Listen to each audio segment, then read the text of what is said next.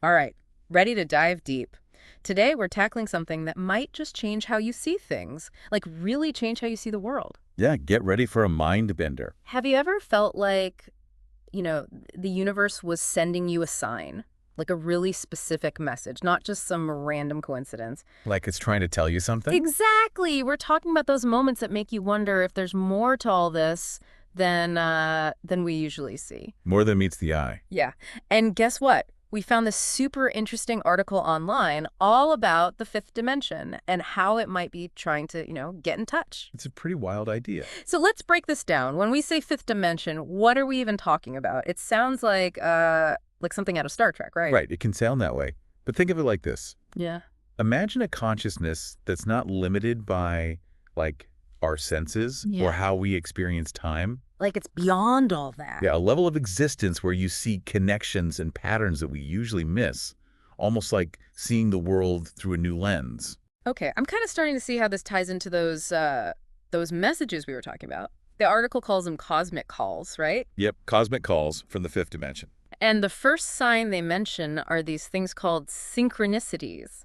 But they're not just like everyday coincidences, are they? No, no, not at all. It's more like you're thinking about this song you haven't heard in years, and then bam, it's on the radio the next minute. Wow, yeah. It's like too perfect to be just chance, right? Right. It makes you question how much of this stuff is actually random. I've definitely had moments like that where the timing is just like, whoa. But if these synchronicities are coming from the fifth dimension, why do we only seem to notice some of them? That's a good question. Like, why aren't we blown away by these crazy coincidences all the time? Maybe our minds are just trained to filter most of them out. Like, it's too much to handle. Yeah, maybe. We only really register the ones that, feel super significant or maybe have a strong emotional charge. So, it's like we need that whoa moment to kind of snap us out of our everyday way of seeing things. Yeah, exactly. And speaking of seeing things differently, the next sign the article mentions is perceptual shifts. And this is where things get really interesting. Definitely. They're talking about things like seeing auras or hearing sounds that other people don't. Right. And if the fifth dimension is, like we said, a realm beyond our normal senses, It makes you wonder. then maybe these perceptual shifts are like little glimpses into that reality. Like Yeah. our senses are briefly picking up on something that's usually outside our range. So instead of just saying, that's weird or that's not real, Right. maybe we should be asking, what if our senses are way more limited than we realize? Exactly. It opens up a whole new way of looking at the world and where we fit into it. It's Wow. pretty mind-blowing. The article also mentions vivid dreams as a potential sign. You know those dreams that feel so real, like you were actually there? Oh, yeah, absolutely. Like you wake up and you're still kind of in that other place? From a psychology perspective, we think of dreams as a way for our subconscious to process stuff. But what if they're also like a bridge to other states of consciousness? Like a bridge to the fifth dimension. Exactly. Maybe in those super intense dream states, our minds are less tied to our physical limitations. So we can tap into that fifth dimensional way of experiencing time and space. It's not just random images then, it's the feeling you get from those dreams. Yeah, that feeling of having experienced something completely different. And that leads us to another interesting sign on intuition. You know, that gut feeling you get, that knowing without knowing how you know. Intuition is powerful stuff, but it often gets dismissed as like just a lucky guess or wishful thinking. Right. But if we're thinking about the fifth dimension, maybe intuition takes on a whole new meaning. What do you mean? Could it be that our intuition is picking up on signals from this higher level of consciousness, a level where information isn't processed in a linear way, but it's more holistic? So instead of seeing intuition as separate from our rational mind, Yeah. maybe it's more about recognizing that our minds can operate on like multiple levels at the same time. Absolutely, like we're tapping into a deeper well of knowledge than we're usually aware of. Wow, that's pretty cool.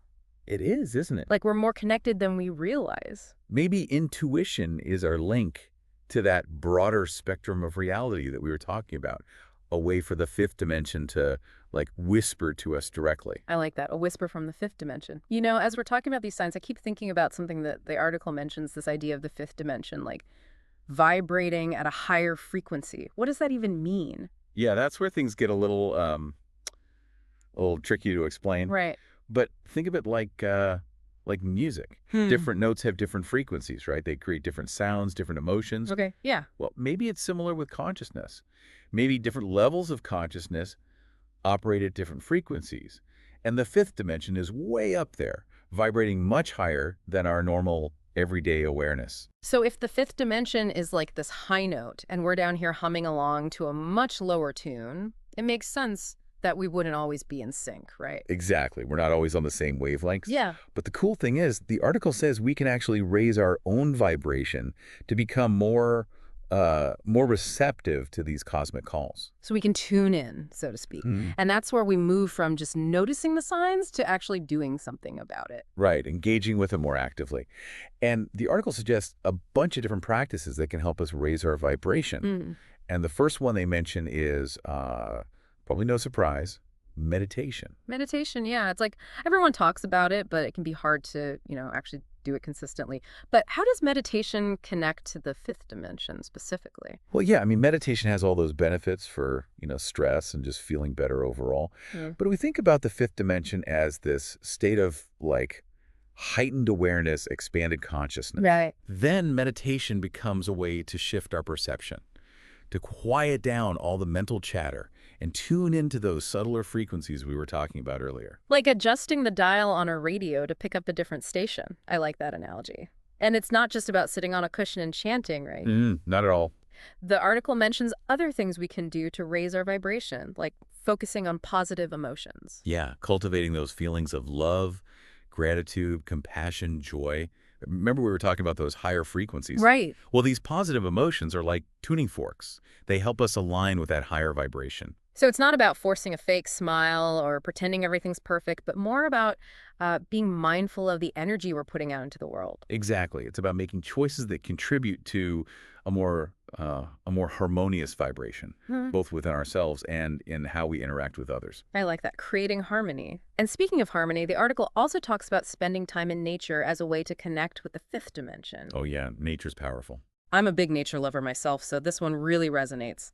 But beyond the obvious benefits like fresh air and exercise, how does being in nature actually raise our vibration? Well, think about it. Nature operates on a completely different time scale than our fast-paced, tech-driven world. Trees grow for centuries, mountains stand for millennia. Right. Being in nature immerses us in that slower, more expansive rhythm, reminding us that we're part of something so much bigger than ourselves. And that feeling of connection, that sense of being in sync with the natural world, can be incredibly grounding and uplifting.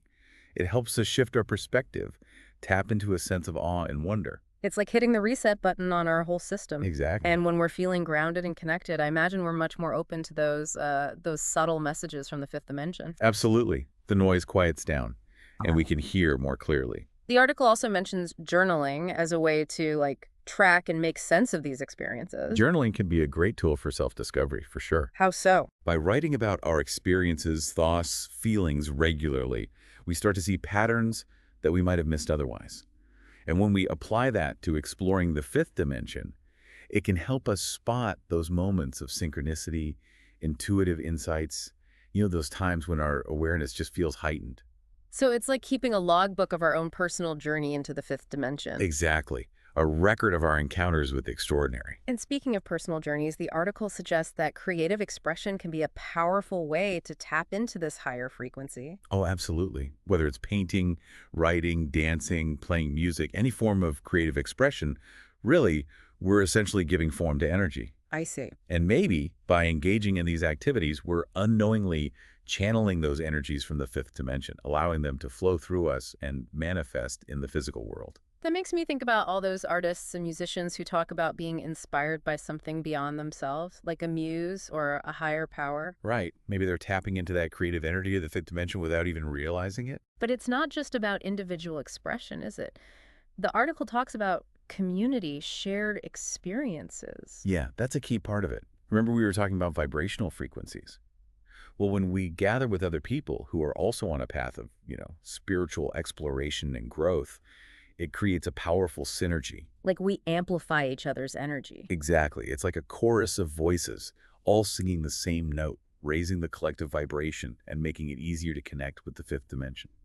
So it's not just about meditating alone or journaling by ourselves. It's about finding those like-minded people and creating a space where we can, support each other and amplify each other's energy. Exactly. It's about coming together to create something greater than the sum of its parts. I like that. And it reminds me of something else the article emphasized, this idea of taking responsibility for our energy and how it impacts, the collective. It's not just about our own personal growth. It's about how we contribute to the greater good. It's about recognizing that we're all interconnected and that our individual vibrations, whether positive or negative, can influence the energy of the whole. So it's not just about us, it's about everyone. Exactly. And it's about understanding that our actions, our thoughts, our intentions all have an impact.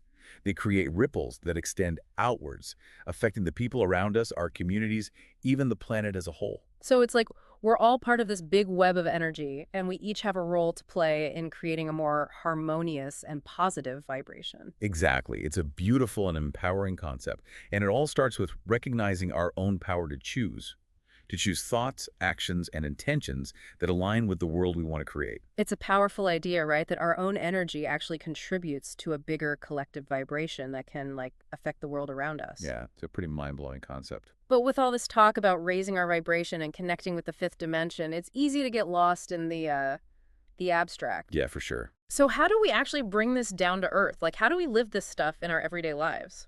I think it starts with realizing that every choice we make, every thought we have, every action, it all sends out a vibration. It's like we're always broadcasting something. Exactly. So it becomes about, being more aware of what we're putting out there and making a conscious effort to align our actions with our best intentions. So it's not about being perfect or pretending everything's always happy-go-lucky, right? Right. It's not about denying the messiness of life. It's more about how we approach those messy situations. Yeah, coming at it from a more conscious, more compassionate place. Give me an example. Okay, so say you're in a conflict with someone, Yeah. right? Instead of reacting with your ego, getting defensive, what if you try to understand their perspective? See their side of things. See with empathy. Exactly. That shift in energy, that willingness to look beyond your own limited view, it can completely change the situation. Turns a negative into a positive. Yeah. It becomes an opportunity for growth, for connection, instead of just more conflict. That's a really great example of how we can bridge the gap between these big ideas and our daily lives. Right. It's not about becoming some enlightened guru or whatever.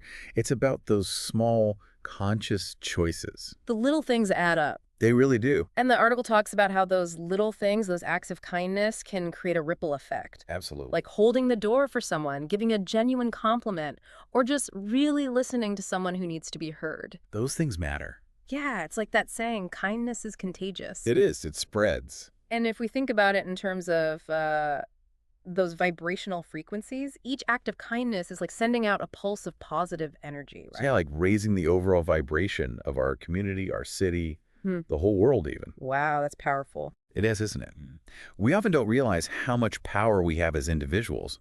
But when we start to see things through this lens of, interconnectedness and energy, it becomes clear that we can each make a difference. This has been such a fascinating conversation, but before we wrap up, I want to touch on one last point that the article really emphasized. Okay, sure. It's not enough to just understand these ideas in our heads. Right. We have to put them into practice. Yeah, we have to embody them, live them. Walk the walk, not just talk the talk. Exactly. So for our listeners who are, ready to take that next step, what would you say is the most important thing they can do, starting today, to really connect with this idea of the fifth dimension? It's actually pretty simple. Just pay attention, be present, notice those synchronicities, those intuitive nudges, those moments when you feel a deep sense of peace or connection. Be more aware. Yeah, and embrace those experiences, explore them with curiosity.